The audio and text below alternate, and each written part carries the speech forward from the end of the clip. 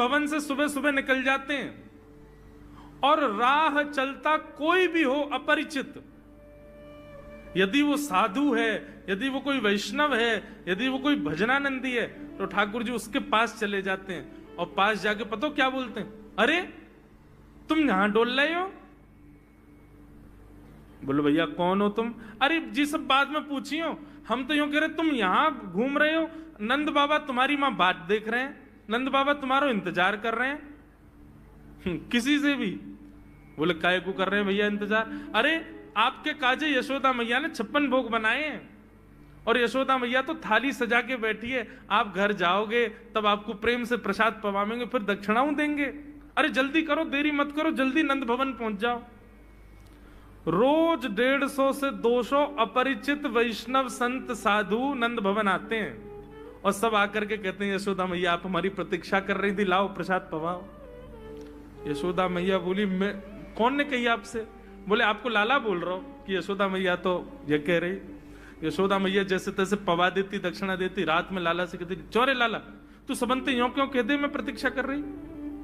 मैया एक तो मैं अपने घर में सब तीर्थन को भेज दूं, ये संत महात्मा चलते फिरते तीर्थ है मैया, इनको जितना हो सके अपने घर बुलाना चाहिए, इनको प्रसाद पवाना चाहिए, या हमारे गोकुल में आवे वाले सब संतन को खोज खोज के मैं तो तेरे पास भेजूं ताकि तू ने रसोई घर में लगेगी, भोजन प्रसादी बनावेगी और बढ़िया संतन को पवावेगी, तो तेरे घर में सबरे तीर्थ आ जाएंगे मैया। ऐसा प्रेम। एक दिन ठाकुर जी के अब मित्र बन गए। कौन है मित्र? मधुमंगल, श्रीदामा, तन सुखा, मन सुखा, धन सुखा, सुबल, ये ठाकुर जी के मित्र हैं। एक दिन ठाकुर जी अपने सब मित्रन के संग बैठे और मित्रों के संग बैठे हुए ठाकुर जी बोले भैया कल से हम लोग सब यज्ञ करेंगे। मधुमंगल श्रीदामा बोले क्यों लाला यज्ञ क्यों करेंगे? अरे नंद बाबा रोज अग्निहोत्र करें, मैंने उनसे पूछी अग्निहोत्र करवे ते कहा हुए, तो नंद बाबा बोले अग्निहोत्र करवे ते मन चाही वस्तु प्राप्त हो जाए, अग्निदेव प्रदान करें। ठाकुर जी के सब सखा बोले लाला तू काहे को करेगो अग्निहोत्र? बोले अग्निहोत्र करेंगे, अग्निदेव को प्रसन्न करके कहेंगे हमारी सुंदर सी बहू आ जाए, बस हमारा ब्याह हो जाए। अग्निदेव की प्रतीक्षा कर, अग्निदेव को प्रतिष्ठान करेंगे। सब श्रीदामा मधुमंगल 3.5 वर्ष के ठाकुर जी, सोचो 3.5 वर्ष के ठाकुर जी, सखा कितने बड़े बड़े होंगे। नेक्स्ट से सबरे सखा बैठ गए, सूखे पत्ता इकट्ठे करके अग्नि प्रज्वलित कर ली, सूखे पत्तान को चूरो बना के आपस में बांट लियो।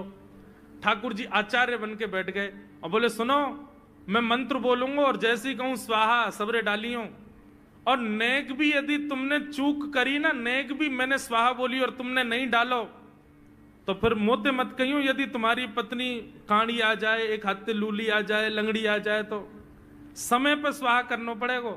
सब ग्वाल बाल बोले जो कहेगो लाला सो करेंगे, तू करवा। ठाकुर जी ओम स्वाहा, सब एक संग डालते। हे सीदामा तू देरी ते डाले, देख लियो लंगड़ी आ जाएगी तेरी बहू, अग्निदेव को प्रसन्न करो। इस प्रकार ठाकुर जी सब ग्वाल बालों के संग खेलते हैं। ग्वाल बाल बोले लाला यज्ञ तो है गयो, अब ब्राह्मणन को भोजन के काजे बुलाओ, यज्ञ के बाद ब्राह्मण भोज होना चाहिए। सोई ठाकुर जी अपने सब ग्वाल बालों की उंगली पकड़ करके पूरे गोकुल में जाते हैं, ब्राह्मणों के घर जाकर के कहते हैं आज नंद भवन में बढ़िया उत्सव भयो है, बढ़िया यज्ञ भयो है, भोजन के काजे शाम को आपको परिवार सहित आनो है। सबन को निमंत्रण दिया मैं। अब महाराज नंद भवन से जब निमंत्रण आता है तो ब्राह्मण लोग ब्राह्मणी से कहते हैं कि आज चूल्हा मत जलाना। क्यों? अरे नंद भवन में भोजन की सूचना मिलती है तो 3 दिन से भूखे रहते हैं ब्राह्मण। क्यों? इतना खवाएंगे नंद बाबा, इतना खवाएंगी यशोदा मैया कि पेट भर जाएगा, 2 दिन तक भूख भी ना लगेगी, इतना भोजन करना पड़े। ए ब्राह्मणी चूल्हा मत जलाई, और सुन नमक को पानी और दे दे। नमक को पानी पी पी करके भूख बढ़ाते हैं अपनी। बोले शाम को जाएंगे और बढ़िया चकाचक महाराज 56 भोग पाएंगे। शाम का समय हुआ, सैकड़ों हजारों ब्राह्मण आकर के नंद भवन के बाहर खड़े हो गए। यशोदा मैया ने अटारी से जैसे ही देखा इतने सारे ब्राह्मण, यशोदा मैया उतर करके आई, बोली आओ भगवान पधारो, सबन को जय श्री कृष्ण, सबन को प्रणाम।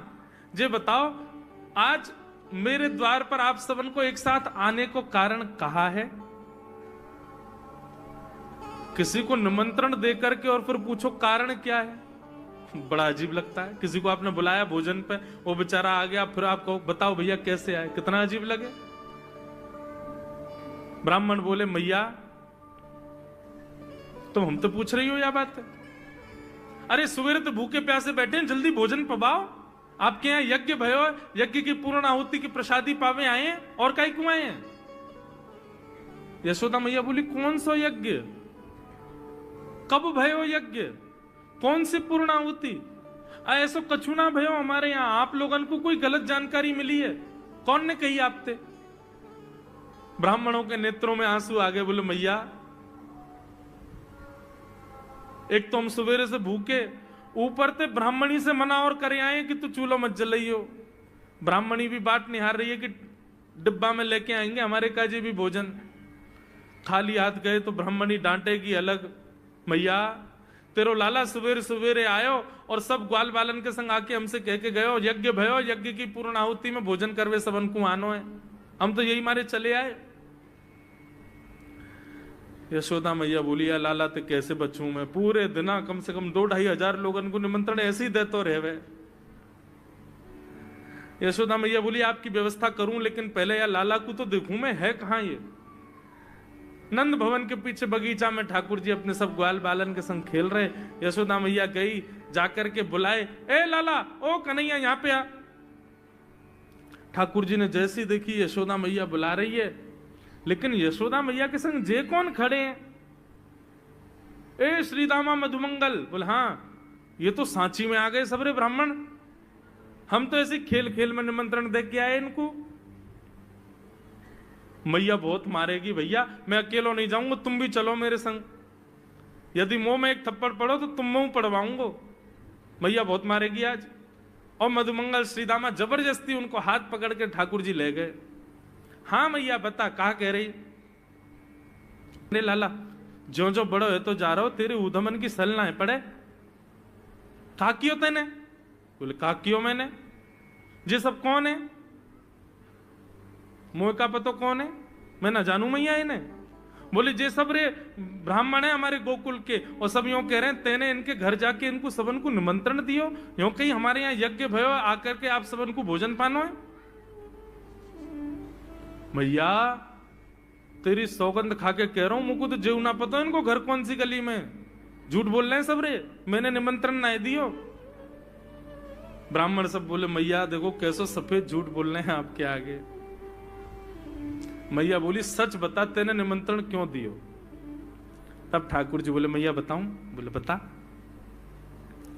बोले हम खेल खेल को यज्ञ कर रहे, वाह यज्ञ में सामग्री नहीं, वाह यज्ञ में मंत्र बोलवे वाले भी ना है, वाह यज्ञ में कोई ब्राह्मण भी ना हो, हम आपस में ही सब यज्ञ कर रहे। भाई यज्ञ के बाद ये मधुमंगल बोलो ब्राह्मण भोजन होना चाहिए, तो हमने इन ब्राह्मणों को न्योता दे दियो। मैया बोली अब ये ब्राह्मण आगे कहां पवाऊं? बोले मैया देख सीधी बात है, या में ज्यादा चिंता करवे की कोई बात ही ना है। जब बिना मंत्र के, बिना ब्राह्मणन के, बिना यज्ञ सामग्री के हमारो यज्ञ है सके, तो ऐसे ये भी खाली खाली दोना लेके बोलते हैं हाँ भाई रसगुल्ला बहुत बढ़िया बनो है, ये देखो ओ हो मोहन थार तो बहुत ही बढ़िया बनी है, सब्जी तो पूरी कितनी बढ़िया लग रही है, खाली पत्तल लगा दे, खाली दोना लगा दे, और भाव से ये लोग भी पाल लेंगे है क्यों भोजन, भाव को यज्ञ भाव को भोजन। ब्राह्मणों को बंधुओं गुस्सा, ठाकुर जी की लीला पे किसी को क्रोध नहीं आता, सब हंस जाते। पर यशोदा मैया आधी रात में रसोई बनाती है, सब ब्राह्मणों को पवाती है, और इतना बनाती है कि उनके घर भिजवाती है। मैया बोले लाला इतना काम करावे। बोले मैया तू बैठी बैठी ना मोटी है गई है, या हमारे मुंह को लगे, तू पूरे दिन लगी रहकर रसोई में कछु कछु बनाती रहकर। ऐसी ठाकुर जी की मधुर लीला। एक किसान था, बड़ा भोला भाला, अनपढ़ था, ज्यादा पढ़ा लिखा नहीं था। किसान अपने खेत में खेती कर रहा था, तभी एक महात्मा उसके खेत में आ गए। और महात्मा आके बोले भाई हमको कुछ भोजन प्रसाद पवाओ। किसान बोला अरे महात्मा आए भैया इनको प्रणाम करो। किसान ने उनको प्रणाम किया, प्रणाम करके महाराज उनको भोजन प्रसाद पवाया। कहा महात्मा जी आप आए हैं, मुझे कोई गुरु मंत्र दे जाओ। महात्मा जी ने सुंदर गुरु मंत्र दिया, द्वादशाक्षर मंत्र दिया। बोले ये तो बहुत कठिन है, इतना कठिन नहीं, सरल सा दो। अष्टाक्षर मंत्र दे दिया। बोले ये भी कठिन है, कोई और सरल दे दो। महात्मा बोले कुछ नहीं, तुम इतना कृष्ण चंद्र बोल दिया करो बस। कृष्ण चंद्र बोले हाँ इसी का नाम, जब यही तुम्हारा गुरु मंत्र है। इतना भोला बेचारा याद करने लगा, उसको याद ही नहीं होवे कृष्ण चंद्र कृष्ण चंद्र कृष्ण चंद्र। अब भूल ना जाऊं इसके लिए बोलता रहता था 24 घंटे कृष्ण चंद्र कृष्ण चंद्र कृष्ण चंद्र। अपने खेत में हल जोत रहा था, कृष्ण चंद्र बोल रहा था। इतने में उसकी पत्नी आ गई, अरे सुनो तुम्हारे लिए भोजन लाई हूं जल्दी कर लो। बोले कृष्ण चंद्र कृष्ण चंद्र कृष्ण चंद्र। पत्नी पीछे लग गई, पीछे भोजन तो कर लो, रोटी तो खा लो, ठंडी हो जाएगी। बोले अरे तू पीछे मत पड़, मैं भूल जाऊंगा, गुरुजी ने मंत्र दिया मुझको। पत्नी बोली अच्छा एक काम करो, आप भोजन कर आओ, तब तक आपके नाम को मैं रट लेती हूँ, मैं उसको संभाल लूंगी, पर जैसे आप आओगे फिर आपको सुना दूंगी, आप कर लेना। वो ठीक है। बोले क्या बोलना है? बोले कृष्ण चंद्र। पत्नी बोली ठीक है। अब कृष्ण चंद्र बोलने लगी पत्नी, कभी कहीं जाए कभी कहीं जाए, कुछ करे। वो कृष्ण चंद्र बोलते बोलते घसीटे चंद्र हो गया। लौट करके अपने पति के पास, पति बोल हाँ वो मैं भोजन कर लिया, जल्दी गुरु मंत्र सुना दे मुझको, क्या था मैं तो भूल गया। बोले घसीटे चंद्र। वो उसी से ही हल जोतने लगा, घसीटे चंद्र घसीटे चंद्र घसीटे चंद्र। आकाश में वैकुंठ में बैठे हुए वैकुंठनाथ भगवान प्रसन्न हो गए, और प्रसन्न होकर बोले लक्ष्मी जी हम जा रहे हैं। बोले कहां? बोले एक किसान का उद्धार करने जा रहे हैं, उसको वैकुंठ लेके आएंगे। लक्ष्मी जी बोली आपका अशुद्ध नाम बोल रहा है, वो आपका अशुद्ध नाम उच्चारित कर रहा है वो, और आप कह रहे हो कि इसका कल्याण करूंगा मैं। ठाकुर जी बोले देखो नाम भाव कुभाव अनख आलसहु, नाम जपत मंगल दिश। नाम कैसे भी जपे कोई दोष नहीं है, बस भाव मेरे प्रति होना चाहिए। वो नाम भले ही गलत जप रहा है, लेकिन उसके हृदय में तो मैं ही हूं ना। और एक बात बताऊं लक्ष्मी जी आपको। बोले क्या? बोले ये घसीटे चंद्र अशुद्ध नहीं है, मेरा नाम है ये भी। बोले क्यों? बोले जब हम छोटे थे तो बाल लीला कर रहे थे ब्रज में, यशोदा मैया खूब नहलाती धुलाती और बढ़िया सुंदर श्रृंगार करती, लेकिन हम पूरे नंद भवन में घुटमुन चल चल के कभी नीचे लुढ़क करके कभी ऊपर गिर के सब माला तोड़ लेते, अस्त व्यस्त वस्त्र कर लेते, घुंघराले केशों की ऐसे भुज्जा बना लेते, ऐसा रूप बना लेते। यशोदा मैया बोली आओ मेरे खसीटे चंद्र, सुबह कृष्ण चंद्र बना के भेजती हूँ, खसीटा चंद्र बन के आता है शाम को। तो बोले तब यशोदा मैया ने हमारा नाम रखो खसीटे चंद्र, तो इसलिए शुद्ध नाम है। तो ठाकुर जी के बहुत सारे नाम हो गए, कनुआ, गोपाल, गोविंद, माधव, कन्हैया। यशोदा जी का प्रिय नाम है कन्हैया। मैया लाल जी को इसी नाम से पुकारती है। ठाकुर जी अब धीरे धीरे 3.5 वर्ष के हो गए, और जैसे ही 3.5 वर्ष के भय महाराज, मानो जैसे उनके शरीर में स्प्रिंग एक्टिवेट हो गई हो। इतना ऊधम मचाते हैं, इतना ऊधम मचाते हैं, पूरी गोकुल की नाक में दम कर रखा ठाकुर जी ने। यशोदा मैया ने लाल जी को नूपुर पहना रखे। सवेरे जैसे ही ठाकुर जी उठते हैं, नूपुरों की आवाज आती है तो यशोदा मैया तुरंत रसोई घर से दौड़ के जाती है लाला के पास। लेकिन ठाकुर जी इतने चतुर हैं, यमुना तट पर जाते हैं और नूपुरों में बालू भर लाते हैं कि कल नूपुर आवाज नहीं करेंगे, सुबह उठ के हम घर से भाग जाएंगे कहीं और, मैया को पता ही ना चलेगी। ऐसा उधम मचा में। अब ठाकुर जी वो लीला कर रहे हैं जिस लीला पर देवताओं को भी विश्वास नहीं हो रहा है। ऐसी लीला ठाकुर जी कर रहे हैं कि किसी को भरोसा ही नहीं हो रहा कि जगत नियंता जगदाधार ये कर सकता है। बोले ठाकुर जी क्या करते हैं? बोले ये मत पूछो क्या करते हैं, यूं कह रहे हैं क्या नहीं करते। जो माता पिता अपने बालकों को बहुत ऊधमी समझते हैं, बहुत बड़ी कृपा है ठाकुर जी की कि आपके घर ठाकुर जी जैसे ऊधमी बालक नहीं है। ऊधमों के सिरमौर हैं ठाकुर जी। कैसा ऊधम मचाते हैं? नहा धो करके ठाकुर जी सवेरे तैयार होते हैं, सबसे पहले गैयाओं के पास जाते हैं। मैया कहवे लाला नहा धो के सबसे पहले गैयान को प्रणाम करवे जा, गैयान को स्पर्श कर फिर कछु करियो। ठाकुर जी गैयाओं को प्रणाम करने जाते हैं। जैसे ही देखते हैं कि कोई गैया बैठी है, सो ठाकुर जी कहें अरे अरे मैया या गैया को आलस आ गयो, या को आलस दूर कर दूं।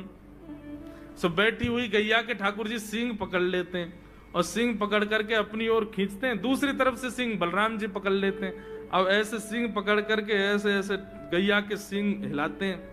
अब बैठी रहती गैया थोड़ी देर तो कोई बात नहीं, जैसे जोर जोर से हिलाना प्रारंभ करते हैं सोई गैया खड़ी हो जाती है, और जैसी गैया खड़ी होती ठाकुर जी लटक जाते हैं सींगों से। अब ठाकुर जी को तो बढ़िया झूला बन गया, गैया की सींगन पे झूल रहे हैं। थोड़ी देर तो गैया इधर से उधर ठाकुर जी को झुलाती रहती है, लेकिन थोड़ी देर बाद जैसे ही ठाकुर जी की पकड़ कमजोर होती है, गैया को पता चल जाए कि अब लाला गिरवे वारो है, तो गैया भी इतनी चतुर कि वो गोबर में ही जाके खड़ी हो गए। ठाकुर जी के ने आगे को चल, मैं गोबर में है जाऊंगो। गैया के ना अब तो मैं यही खड़ी रहूंगी, तुम गोबर में ही गिरो। और सोई ठाकुर जी को हाथ छूट जा, मैया मैया बचाइयो, देख जे गैया मुंह को गोबर में फेंक रही है। अब मैया जब तक बचावे आवे तब तक तो लाल जी के हाथ छूट जाएं और ठाकुर जी गले गले तक गोबर के ढेर में जाके गिर जाएं। पर यशोदा मैया निकाले, कितनों सजाए लो, कितनों ए लाला तू वैसे ही कारो, ऊपर ते मैं तो को बढ़िया सुंदर बना के रखूं, लेकिन तू घूम फिर के गोबर में ही आके चौ खेले। मोकू तो लगे तू पूर्व जन्म को सूकर दीख है। ठाकुर जी मंद मंद मुस्कुरा रहे, हाँ मैया जे बरा भगवान को अवतार भयो ना, जाने पृथ्वी की रक्षा करी हिरण्याक्ष थे।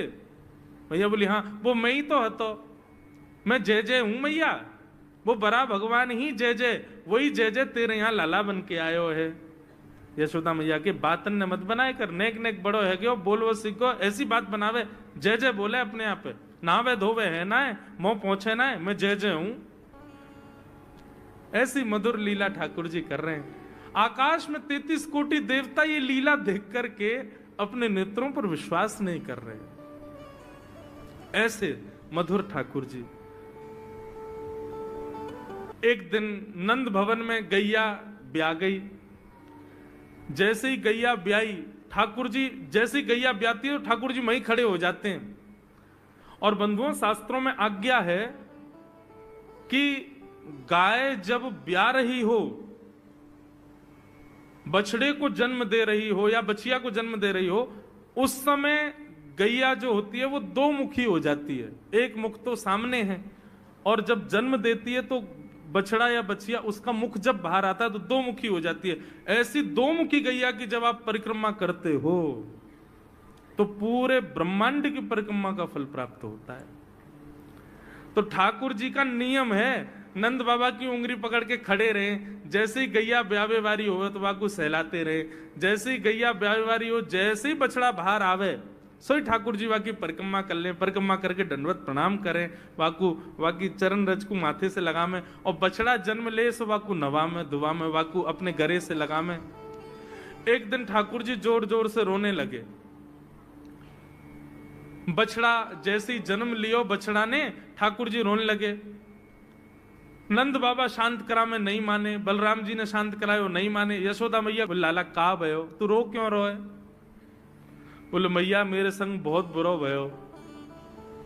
यशोदा मैया बोली कहा भयो? बोले गैया के बछड़ा ने जन्म लियो। मैया बोली तो वाह बछड़ा को मैंने मुंह खोल कर देखो, वाह के सबरे दांत निकरे आए। मेरे जन्म को 3 साल है गए, अभी तक 4 ही दांत निकरे मैया, वो टूट जाए, रो रहे हैं अपने दांतन को, मेरे दांत चौना निकल रहे सबरे। बाप बछड़ा के जन्म लेते सबरे दांत आ गए, मेरे दांत चौने ही आ रहे हैं। यशोदा मैया ऐसी मधुर बात सुनकर के झूठी झूठी कहती, मैया कहती लाला तू दूध ना पीवे ना, पूरे दिन मक्खन खावे, मक्खन चीकनो होवे, दांत निकरे चिकनो है कि सुई पेट में चलो जाए, तो दूध पिए कर। चोटी पकड़ के रोते मैया मेरी चोटी चौना भर रही। बाप बलराम की चोटी देखो कैसी नागिन जैसी चोटी है वाकई, और मेरी चोटी कैसी है मैया, नेक सी पतरी सी। मैया बोल लाला तू दूध ना पीवे, दूध ते चोटी बढ़े। बलराम में देखिए ऐसा जग भर के दूध पीवे। सो ठाकुर जी दूध को पात्र हाथ में ले में, अपनी चोटी खोल ले में, और फिर चोटी पकड़ करके दूध पी में, और दूध पीते पीते नापते रहे कितनी बड़ी भई कि ना भई अभी। ऐसी मधुर लीला ठाकुर जी करते हैं। ऐसी लीलाएं हैं ठाकुर जी की कि उन लीलाओं को सुनकर के जो ज्ञान के मार्ग को नहीं समझ पाते, जो वैराग्य के मार्ग को नहीं समझ पाते, जो ज्ञान और वैराग्य से ठाकुर जी को प्राप्त नहीं कर पाते, वो इन लीलाओं से ठाकुर जी के हो ही जाएंगे। ऐसी लीला है।